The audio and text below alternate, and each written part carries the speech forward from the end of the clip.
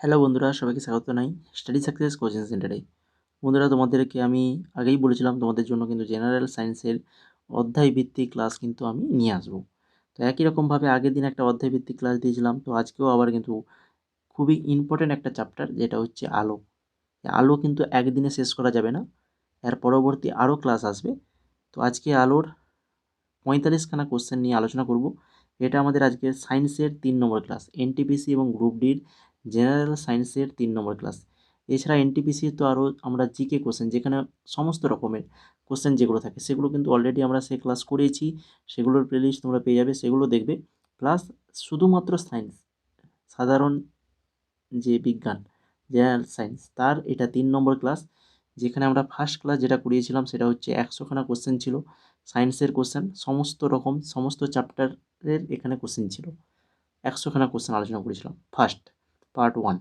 তারপরে আমরা আলোচনা করেছি অ্যাসিড, ক্ষার এবং লবণ এই চ্যাপ্টার থেকে, এটা আমাদের পার্ট 2 আলোচনা করে দিয়েছিলাম। তো পার্ট 3তে আমরা আলো শুরু করেছি।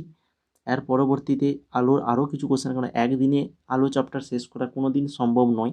আলো চ্যাপ্টারটা অনেক বড়, তোমরা আগেই তোমরা পড়ে এসছো, তোমরা জানো যে আলোর চ্যাপ্টারটা কত বড় হয় বা কতটা ইম্পর্টেন্ট হয় এই চ্যাপ্টারটা, তাই কি না, প্রত্যেকটা এক্সামের জন্য। তো পরবর্তীতে আরও আমি আলোর থেকে কোশ্চেন নিয়ে আসবো। আজকে 45খানা আলোচনা করব। তোমরা যদি আরও এইরকমই সায়েন্সের যে কোশ্চেন আনসার যদি পেতে চাও, তো আজকেও আমরা লিখে দিয়েছি কোন কবে এই কোশ্চেনগুলো এসেছে, কোন পরীক্ষায় কত সালে মানে কোশ্চেনগুলো এসেছে, তার প্রত্যেকটা কোশ্চেনে কিন্তু সাইডে আজকে লেখা রয়েছে। ঠিক আছে? তো এই রকমই যদি তোমরা সায়েন্সের ক্লাস আরও চাও, আরও যদি পেতে চাও, তোমাদেরকে কি করতে হবে না, তোমাদেরকে ক্লাসটাকে লাইক করতে হবে এবং তোমাদের বন্ধুদের মাঝে শেয়ার করতে হবে। যেমন আমরা লাইক এবং শেয়ার পাবো, তেমনই কিন্তু একের পর এক তোমাদের জন্য ক্লাস নিয়ে আসবো। অনেক চ্যাপ্টার রয়েছে, অনেক কোশ্চেন রয়েছে, প্রত্যেকটা আলোচনা হবে যদি তোমরা চাও। তার জন্য তোমাদেরকে লাইক করতে হবে, কমেন্ট করতে হবে এবং বন্ধুদের মাঝে ক্লাসটাকে শেয়ার করতে হবে। যেমন তোমাদের পারফরমেন্স থাকবে, তেমনই কিন্তু আমাদেরও পারফরমেন্সটা থাকবে, তার থেকে আরও বেশি থাকবে। তোমাদেরকে এইভাবে ক্লাস দিয়ে যাব, ঠিক আছে? তো আগে অবশ্যই ক্লাসটা লাইক করে ফেলো, তার সঙ্গে যে বন্ধুরা তোমাদের এই রেলের জন্য প্রিপারেশান নিচ্ছে তাদের মাঝে ক্লাসটা অবশ্যই শেয়ার করো। প্রথম কোশ্চেনটা দেখো, উত্তল দর্পণ, উত্তল দর্পণের ফোকাল দৈর্ঘ্য। এটা এসেছিল আরআরবি গ্রুপ ডি 2022-এর গ্রুপ ডিতে এসেছিল। উত্তল দর্পণের ফোকাল দৈর্ঘ্য কী হবে সঠিক অ্যান্সার? না, সঠিক অ্যান্সার হয়ে যাবে অপশন নাম্বার এ, ধনাত্মক। ধনাত্মক হয়ে যাবে সঠিক আনসার। 2 নম্বর কোশ্চেন দেখো, নিচের কোন বিন্দুটি সর্বদা একটি গোলাকার আয়নার প্রধান অক্ষের উপর থাকে? গোলাকার আয়নার প্রধান অক্ষের উপর থাকে বলে 3টা অপশান দিয়েছে, বক্রতা কেন্দ্র, আপতন বিন্দু আর হচ্ছে মেরু। এটাই এসেছিল আরআরবি গ্রুপ ডি 2022। এখানে যেটা সঠিক অ্যান্সার হয়ে যাবে শুধুমাত্র 1 এবং 3, অর্থাৎ অপশান নাম্বার সি হয়ে যাবে আমাদের এখানে সঠিক আনসার। 1 এবং সিতে, 1 এবং 3-এ কী রয়েছে না, 1-এ রয়েছে বক্রতা কেন্দ্র আর হচ্ছে 3-এ রয়েছে মেরু। তাহলে কি বোঝা গেল? বক্রতা কেন্দ্র এবং মেরুতে সর্বদা একটা গোলাকার আয়নার প্রধান অক্ষের উপর থাকে। তারপরে দেখো 3 নম্বর, একটি গোলাকার দর্পণ দ্বারা উৎপাদিত বিবর্ধন সমান ড্যাশ। একটি গোলাকার দর্পণ দ্বারা উৎপাদিত বিবর্ধন সমান কি হয়? এটা এসেছিল আরআরবি গ্রুপ ডি 2022-এ। এটা সঠিক অ্যান্সার হয়ে যাবে অপশান নাম্বার বি, একটি প্রতিবিম্বের উচ্চতা বাই একটি বস্তুর উচ্চতা। একটি গোলাকার দর্পণ দ্বারা উৎপাদিত বিবর্ধন সমান একটি প্রতিবিম্বের উচ্চতা বাই একটি বস্তুর উচ্চতা। 4 নম্বর কোশ্চেন, কোনো বস্তুকে অবতল দর্পণের বক্রতা কেন্দ্রের বাইরে রাখা হলে তার প্রতিবিম্ব চিত্রটি কোন স্থানে সৃষ্টি হবে? এটা এসেছিল আরআরসি গ্রুপ ডি 2018। যার সঠিক অ্যান্সার হবে এফ এবং সি এর মধ্যে। এফ এবং সি এর মধ্যে। অবতল লেন্সের অপটিক্যাল কেন্দ্রের মধ্য দিয়ে যাওয়া আলোর রশ্মি প্রতিসরণের পর কিভাবে উদ্ভূত হবে? এটা এসেছিল আরআরবি জেই 2019-এ। অবতল লেন্সের অপটিক্যাল কেন্দ্রের মধ্য দিয়ে যাওয়া আলোর রশ্মি প্রতিসরণের পর কিভাবে উদ্ভূত হবে? কোনো বিচ্যুত কোনো বিচ্যুতি ছাড়াই কিন্তু উদ্ভূত হবে। এবার দেখো আরআরবি গ্রুপ ডি 2022 এসেছিল কোশ্চেনটি। একটি অবতল দর্পণ একটি বাস্তব উল্টো এবং একই আকারের প্রতিবিম্ব তৈরি করে। বস্তুটি কোথায় স্থাপন করা হয়েছে? একটা অবতল দর্পণ একটা বাস্তব উল্টো এবং একই আকারের প্রতিবিম্ব তৈরি করেছে। তাহলে বস্তুটা কোথায় স্থাপন করা হয়েছে? না, বস্তুটাকে বক্রতা কেন্দ্রে। যদি বস্তুটাকে বক্রতা কেন্দ্রে স্থাপন করা হয় তখন কিন্তু বস্তুটার বাস্তব উল্টো এবং একই আকারে প্রতিবিম্ব তৈরি হয়। 7 নম্বর দেখো, দর্পণ সূত্র অনুসারে একটি গোলাকার আয়নার ফোকাল দৈর্ঘ্য সমান ড্যাশ হবে। এটা আরআরবি গ্রুপ ডি 2022। দর্পণ সূত্র অনুযায়ী একটি গোলাকার আয়নার ফোকাল দৈর্ঘ্য সমান কোনটা হবে? যদি তোমরা সূত্রটা জেনে থাকো, কি সূত্র বলো তো? এইটা, এই যে 1/f = 1/v + 1/u, যেখানে এফটা হচ্ছে ফোকাল দূরত্ব, ভি হচ্ছে চিত্রের দূরত্ব, আর ইউটা হচ্ছে দূরবর্তী বস্তু। এইটা থেকে এই 1/f = 1/v + 1/u এই সূত্রটা আসে। এই সূত্রটা আলোর ক্ষেত্রে কিন্তু খুবই ইম্পর্টেন্ট, সূত্রটা মনে রাখতে হয়। এখান থেকে আমাদের ফোকাল দৈর্ঘ্যটা বের করতে বলছে, তাহলে এফ সমান বার করতে হবে। তাহলে এফ সমান কি হয়ে যাবে? uv/u+v,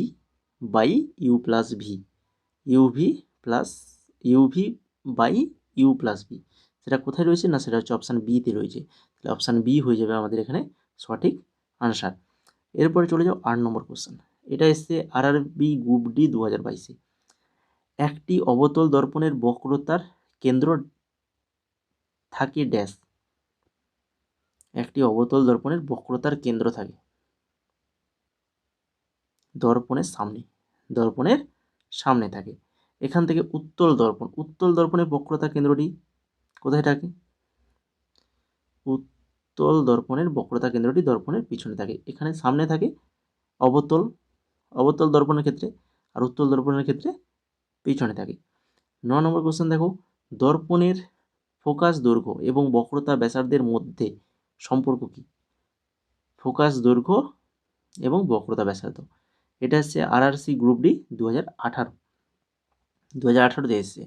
তো এটা সঠিক অ্যান্সার হয়ে যাবে অপশান নাম্বার সি, আর সমান 2f। 10 নম্বর দেখো, উত্তল লেন্সের প্রধান অক্ষের উপর 2f1 এর বাইরে একটা বস্তু রাখা হলে এর উৎপন্ন প্রতিবিম্বটি ড্যাশ হবে। যেটা এসেছিল আরআরবি গ্রুপ ডি 2022-এ এসেছিল। এটার সঠিক অ্যান্সার হয়ে যাবে অপশান নাম্বার ডি, সদ ও ক্ষুদ্র। 2f1 এর বাইরে একটা বস্তু রাখা হলে তাহলে উৎপন্ন প্রতিবিম্বটা কি হবে? সদ হবে এবং ক্ষুদ্র হবে। তারপরে চলে যাও 11 নম্বরে। তার আগে যারা এখনও ক্লাসটাকে লাইক করোনি, যদি না লাইক করে থাকো তো অবশ্যই লাইক করে দাও। খুবই ইম্পর্টেন্ট কিন্তু এই সায়েন্সের ক্লাসগুলো। একের পর এক আমরা এই চ্যাপ্টার ওয়াইজ ক্লাস কিন্তু তোমাদের জন্য নিয়ে আসবো। সেটা কবে নিয়ে আসবো না নিয়ে আসবো সেটা তোমাদের উপর ডিপেন্ড করছে। তোমরা লাইক, সাবস্ক্রাইব এবং শেয়ার করবে, তেমনই কিন্তু পরবর্তী ক্লাসগুলো কিন্তু আসবে। ঠিক আছে? 11 নম্বর কোশ্চেনটা দেখো, সূর্যোদয়ের সময় সূর্যের লালচে চেহারার কারণ কি? এটা গ্রুপ ডি 2022-এ এসেছে। সূর্যোদয়ের সময়, সূর্য যখন উদয় হয় তখন সূর্যের লালচে চেহারা হয়। তো তখন সেই কারণটা কিসের কারণে হয়? না হচ্ছে আলোর বিক্ষেপণের কারণে হয়ে থাকে। টিন্ডাল প্রভাব আলোর ড্যাশের সাথে সম্পর্কিত। এটা এসেছিল এনটিপিতে 2016-তে এসেছিল, আবার 2017-তেও এসেছিল। টিন্ডাল প্রভাব আলোর ড্যাশের সাথে সম্পর্কিত, আলোর বিক্ষেপণের সাথে সম্পর্কিত। আকাশের নীল রং আলোর কিসের কারণে? এই যে আকাশে নীল রং হয়, কিসের কারণে হয় আকাশটা নীল রঙের? না হচ্ছে এটাও বিক্ষেপণের কারণে হয়ে থাকে। স্যার সিভি রমন তার কোন আবিষ্কারের জন্য পদার্থবিজ্ঞানে নোবেল পুরস্কার পেয়েছিলেন? স্যার সিভি রমন যিনি তার আলোর বিক্ষেপণের জন্য কিন্তু পদার্থবিজ্ঞানে নোবেল পুরস্কার পেয়েছিলেন। তারপরে দেখো 15 নম্বরে, যেটা ছিল গ্রুপ ডি 2018-তে, কোন ঘটনার জন্য মেঘের রং সাদা মনে হয়? মেঘের যে রং সাদা মনে হয়, আমরা দেখি মেঘগুলো ভেসে বেড়ায় সাদা রঙের, এটা কিসের জন্য? না, এটা হচ্ছে আলোর বিক্ষেপণের জন্য মনে হয়ে থাকে। তারপরে দেখো 16 নম্বরে, মহাকাশে থাকা একজন নভোচারীর আকাশটি কেমন দেখাবে? নভোচারী আকাশটাকে কেমন দেখাবে মহাকাশ থেকে? এটা এসেছিল গ্রুপ ডি 2017-তে এসেছিল, বা 2022-এও এসেছিল। তোমরা পারবে সবাই, আশা করি। সেটা হচ্ছে কালো রঙের দেখায়, তাই তো? মহাকাশ থেকে আকাশটাকে কী দেখায়? কালো রঙের দেখায়। 17 নম্বরে দেখো, সাদা আলো যখন প্রিজমের মধ্য দিয়ে যায় তখন কোন বর্ণটি সর্বাধিক বিচ্ছুরিত হয়? এটা এসেছিল এসএসসি জেই সিই 2020। সাদা আলো যখন প্রিজমের মধ্য দিয়ে যায় তখন কোন বর্ণটি সর্বাধিক বিচ্ছুরিত হয়? বেগুনি রঙের আলোটি সর্বাধিক বিচ্ছুরিত হয়। যখন সাদা আলো একটি প্রিজমের মধ্য দিয়ে যায় তখন এটি 7টি রঙে বিভক্ত হয়, যা আলোর বিচ্ছুরণ নামে পরিচিত। সবাই জানি। প্রিজম থেকে বেরিয়ে আসার পর আলোর কোন রঙটি সবচেয়ে কম বিক্ষিপ্ত হয়? সবচেয়ে বেশি তো দেখলাম কি বেগুনি। সবচেয়ে কম কোনটা? না, সবচেয়ে কম হচ্ছে লাল। এটা এসেছিল গ্রুপ ডি 2018-তে এসেছিল এটা। তারপরে দেখো 19 নম্বর, যখন আলো একটা লঘু মাধ্যম থেকে একটা ঘনতর মাধ্যমে প্রবেশ করে তখন এর ড্যাশ, এটাও গ্রুপ ডি 18-তে এসেছিল, তখন এর গতিবেগ কমে যায়। লঘু থেকে যখন ঘনতে যাবে গতিবেগটা তখন কী হবে? কমে যাবে। 20 নম্বর দেখো, যখন আলোক রশ্মি ঘন মাধ্যম থেকে লঘু মাধ্যমে প্রবেশ করবে তখন রশ্মির মধ্যে কীরূপ পরিবর্তন পরিলক্ষিত হবে? এটাও গ্রুপ ডি 18-তে এসেছিল। তখন কি হবে? দেখো, লঘু থেকে ঘন আর ঘন থেকে লঘু। ঘন থেকে যখন লঘুতে যাবে তখন কিন্তু গতিবেগটা বৃদ্ধি পাবে। সেখানে গতিবেগটা কমে গিয়েছিল, এখানে গতিবেগটা বৃদ্ধি পাবে এবং অভিলম্ব থেকে দূরে বেঁকে যাবে। আর সেটা অভিলম্বের দিকে আসবে। এইগুলো জেনে রাখতে হবে। 21 নম্বরে যেটা দেখো, এটা এসেছিল আরআরবি জেইসি 2019 এসেছিল। সূর্যালোকের বিক্ষেপণ কী কারণে ঘটে?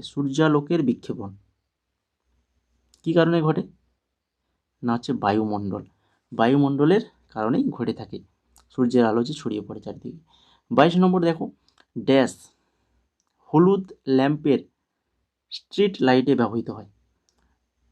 কোনটা? এই যে হলুদ ল্যাম্পের স্ট্রিট লাইট, এটা এসেছিল আরআরবি এনটিপিসি 2016-তে এসেছিল। সেটা হচ্ছে সোডিয়াম হয়ে যাবে সঠিক আনসার। 23 নম্বর, আলো প্রতিষ্ঠিত করার জন্য একটি মাধ্যমের ক্ষমতার তার কিসের দ্বারা প্রকাশ করা হয়? এটা গ্রুপ ডি 2018-তে এসেছিল। আলো প্রতিষ্ঠিত করার জন্য একটি মাধ্যমের ক্ষমতা তার কিসের দ্বারা প্রকাশ করা হয়? আলোর ঘনত্ব দ্বারা প্রকাশ করা হয়। যেসব বস্তু নিজে আলো উৎপন্ন করে না তাদেরকে কি বলা হয়? এটা গ্রুপ ডি 18-তে এসেছিল। তাদেরকে বলা হয় অস্বচ্ছ বস্তু, যারা নিজে আলো উৎপন্ন করে না, আর স্বচ্ছ বস্তু যারা নিজেরা আলো উৎপন্ন করতে পারে। 25 নম্বর, বাতাসে আলোর গতির সাথে সম্পর্কিত পদার্থের প্রতিসরণ সূচক কিভাবে হয়? এটা আরআরবি জেই 2019 এসেছিল। বাতাসে আলোর গতির সাথে সম্পর্কিত পদার্থের প্রতিসরণ সূচক কিভাবে হয়? প্রতিসরণ সূচক সমান হয় বাতাসে আলোর গতি বাই বস্তুতে আলোর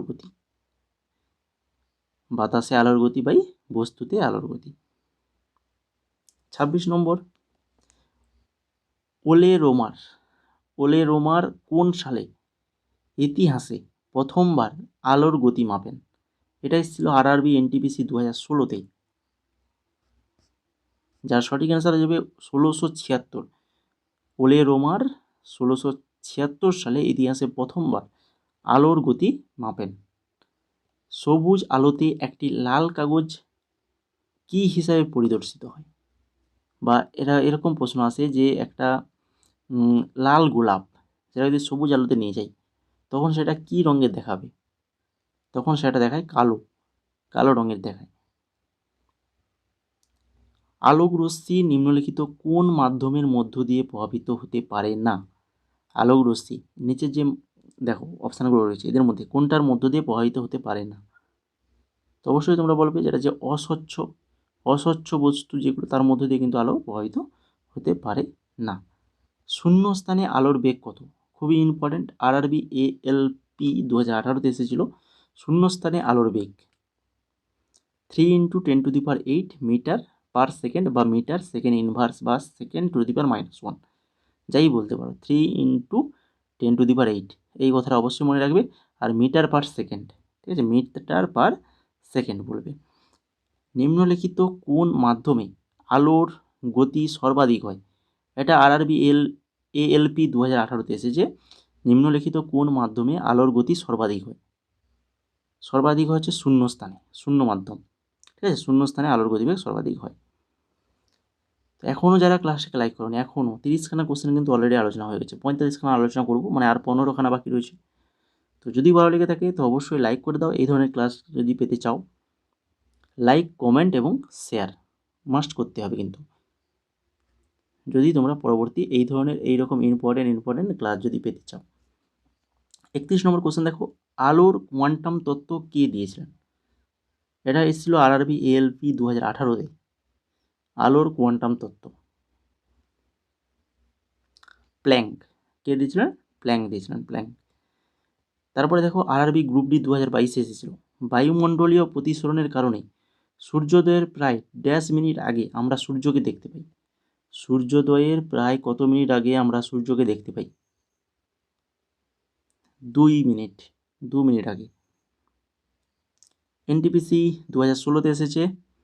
লাল এবং নীল প্রাথমিক রং মিশ্রিত করে আমরা কোন গৌণ রংটি পেতে পারি? লাল এবং নীল রঙকে মিশিয়ে আমরা কিন্তু ম্যাজেন্টা কি পেতে পারি? ম্যাজেন্টা রং পেতে পারি। 34 নম্বর দেখো, এটা এনটিপিসি 2021-এ এসেছে। মরুভূমিতে ভ্রমণকারীরা প্রায়শই জলের সিটের একটা অপটিক্যাল বিভ্রম দেখায়, যেখানে আসলে কোনোটিই নেই। মানে মনে হচ্ছে মরুভূমিতে তোমরা পড়ে এসছো, যেটা যে মরুভূমিতে অনেক সময় যেটাকে কি বলি, উত্তরটা বললেই তোমরা কিন্তু খুব সহজেই মনে করতে পারবে, সেটা হচ্ছে মরীচিকা। যেটা মরীচিকা মনে হচ্ছে যেন দূরে ওখানে জল রয়েছে, কিন্তু ওখানে গেলেই কিন্তু সেটা কিন্তু আর দেখতে পাওয়া যায় না, মানে জল নেই। এটাকে কি বলা হতো? না, এটাকে একটা মরীচিকা বলা হতো, মরীচিকা, তাই তো। 35 নম্বর দেখো, এনটিপিসি 2017-তে এসেছে। অপটিক্যাল ফাইবার কোন নীতির উপর কাজ করে? অপটিক্যাল ফাইবার অভ্যন্তরীণ পূর্ণ প্রতিফলন, অভ্যন্তরীণ পূর্ণ প্রতিফলন। কোন উপাদানের প্রতিসরাঙ্ক সবচেয়ে বেশি? এই যে 4টা উপাদান রয়েছে, যাদের মধ্যে প্রতিসরাঙ্ক সবচেয়ে বেশি হচ্ছে বেগুনি রশ্মি। বেগুনি রশ্মির প্রতিসরাঙ্ক সবচেয়ে বেশি। তারপরে দেখো গ্রুপ ডি 2018-তে এসছে। নিচের কোন মাধ্যমে প্রতিসরণ সূচক সবচেয়ে কম? প্রতিসরণ সূচক সবচেয়ে কম হচ্ছে বায়ু। 38 নম্বর, এটা গ্রুপ ডি 2018-তে এসছে। সাধারণ রশ্মি, আপতিত রশ্মি এবং প্রতিফলিত রশ্মি ড্যাশের মধ্যে একই সমতলে উপর পরিলক্ষিত হয়। সাধারণ রশ্মি, আপতিত রশ্মি এবং প্রতিফলিত রশ্মি প্রতিফলনের মধ্যে একই সমতলের উপর পরিলক্ষিত হয়। দুটি মাধ্যমের সীমানায় আলোর বেঁকে যাওয়া নিম্নলিখিত কোনটির প্রভাবে ঘটে? দুটি মাধ্যমের সীমানায় আলোর যে বেঁকে যাওয়া কোনটার প্রভাবে ঘটে? এটা এনটিপিসি 2016-তে এসেছিল। এটা সঠিক অ্যান্সার হয়ে যাবে প্রতিসরণ। প্রতিসরণ হয়ে যাবে সঠিক অ্যান্সার। হীরার পরম প্রতিসরাঙ্ক কত? গ্রুপ ডি 2018-তে এসছে। দেখো হীরার পরম প্রতিসরাঙ্ক কত? না হচ্ছে 2.42, 2.42। এরপর দেখো 41 নম্বর, একটি বস্তুকে 12 সেন্টিমিটার দূরত্বে 18 সেন্টিমিটার ফোকাল দৈর্ঘ্যে একটি অবতল দর্পণের সামনে রাখা হয়। দর্পণ দ্বারা উৎপাদিত বিবর্ধন হলো ড্যাশ। এটা কিন্তু গ্রুপ ডি 2022-এ এসেছে, এই ধরনের গণিত যেখানে কিন্তু ম্যাথ কষে বের করতে হবে। কিভাবে কষবে? এখানে কি বের করতে হচ্ছে? দর্পণ দ্বারা উৎপাদিত বিবর্ধন বের করতে বলছে। তো তো বিবর্ধন বের করতে গেলে বিবর্ধনে যেটা সূত্র হয় যে m সমান -v/u, এইটা। কিন্তু এখানে দেওয়া রয়েছে কি কি, এখানে আমাদের প্রশ্নে দেওয়া রয়েছে f এর মান দেওয়া রয়েছে আর u এর মান দেওয়া রয়েছে। f হচ্ছে -18 আর ইউটা হচ্ছে -12। এখান থেকে এই যে আমরা এই সূত্রটা আমি আগেই বলে দিয়েছিলাম 1/f সমান 1/u প্লাস 1/v, এই সূত্রে বসিয়ে দাও। বসিয়ে দিলে কিন্তু ভির মানটা পেয়ে যাবে। ভির মানটা কত না 36 বেরিয়ে গেছে এখান থেকে, দেখো 36 সেন্টিমিটার। আর এই 36 সেন্টিমিটার ভির মান আর ইউর মান তো অলরেডি আগে থেকে প্রশ্নে দেওয়া রয়েছে, তো সেটা এই সূত্রে বসিয়ে দাও। বসিয়ে দিলে কিন্তু উত্তরটা পেয়ে যাবে কত, +3। তাহলে আমাদের সঠিক অ্যান্সার কোনটা হয়ে যাবে না অপশান নাম্বার বি, +3। তো এই সূত্রগুলো মনে রাখতে হবে, এই ধরনের কোশ্চেন কিন্তু গ্রুপ ডিতে এসেছিলো, তার জন্য কিন্তু দিলাম, খুবই ইম্পর্টেন্ট। আবারও দেখো, একটি উত্তল আয়নার সামনে একটা 10 মিটার গাছ আছে যার ফোকাল দৈর্ঘ্য 2.5 মিটার, যে চিত্রটি গঠিত হয়। এটা কিন্তু গ্রুপ ডি 2022-এ এসেছে। এটা যেটা সঠিক অ্যান্সার হবে আয়নার পিছনে 2.0 মিটার, আয়নার পিছনে 2.0 মিটার যে চিত্রটা গঠিত হবে। 43 নম্বর দেখো, প্রতিফলনের পর একটি একই আকারের সৎ ও উল্টো প্রতিবিম্ব পেতে কোনো বস্তুকে ড্যাশ স্থাপন করতে হবে। প্রতিফলনের পর একই আকারের সৎ ও উল্টো প্রতিবিম্ব যদি পেতে চাই, তাহলে বস্তুকে কি করতে হবে না বস্তুকে অবতল দর্পণের সি বিন্দুতে স্থাপন করতে হবে। অবতল দর্পণের সি বিন্দুতে, অর্থাৎ দর্পণের বক্রতা কেন্দ্রে স্থাপন করতে হবে। যদি একটি গোলাকার আয়নার ফোকাল দৈর্ঘ্য দ্বিগুণ হয়ে যায় তাহলে আয়নার বক্রতার ব্যাসার্ধ ড্যাশ হবে। এটা এসেছিল গ্রুপ ডি 2022। যদি একটা গোলাকার আয়নার ফোকাল দৈর্ঘ্য দ্বিগুণ হয়ে যায় তাহলে আয়নার বক্রতা ব্যাসার্ধ কি হবে, দ্বিগুণ বৃদ্ধি পাবে, দ্বিগুণ বৃদ্ধি হবে।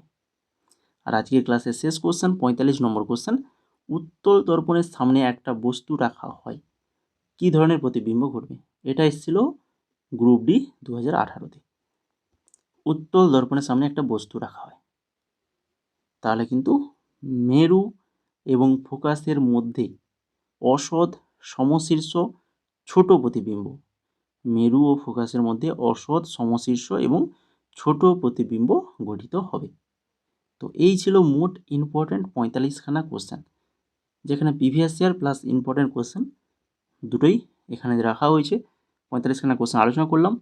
যদি ক্লাসটা ভালো লেগে থাকে তো আগেই বলে দিয়েছি ক্লাসটা লাইক করো এবং ক্লাসটা কেমন লাগলো সেটা কমেন্ট করে জানাও।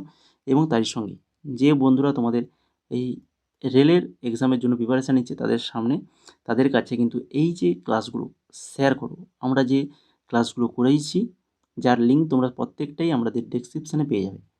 প্লেলিস্ট করা রয়েছে অলরেডি, সেই প্লেলিস্ট থেকে একের পর এক ক্লাসগুলো পেয়ে যাবে, সেগুলো শেয়ার করো এবং অবশ্যই ক্লাসটাকে লাইক করো। লাইক করলে কিন্তু পরবর্তী তোমরা কিন্তু এই রকমই গুরুত্বপূর্ণ ক্লাস কিন্তু পাবে আমাদের চ্যানেলে। তারই সঙ্গে অবশ্যই আমাদের টেলিগ্রামে যুক্ত থাকতে হবে। এখানে কিন্তু অলরেডি আমরা যে জিকে ক্লাসগুলো করেছি এনটিপিসির, সেগুলোর পিডিএফ উত্তর সহ সম্পূর্ণ ফ্রিতে পেয়ে যাবে আমাদের এই টেলিগ্রাম চ্যানেলে। যারা তোমরা নতুন রয়েছো টেলিগ্রামে যুক্ত হওনি, তো অবশ্যই টেলিগ্রামে যুক্ত হয়ে যাও, যার লিঙ্ক কিন্তু ডেসক্রিপশানে দেওয়া রয়েছে। নাহলে টেলিগ্রামে যাও, গিয়ে সার্চ করো, সার্চ করলেও পেয়ে যাবে। ঠিক আছে, তো দেরি না করে অবশ্যই টেলিগ্রামে যুক্ত হয়ে যাও।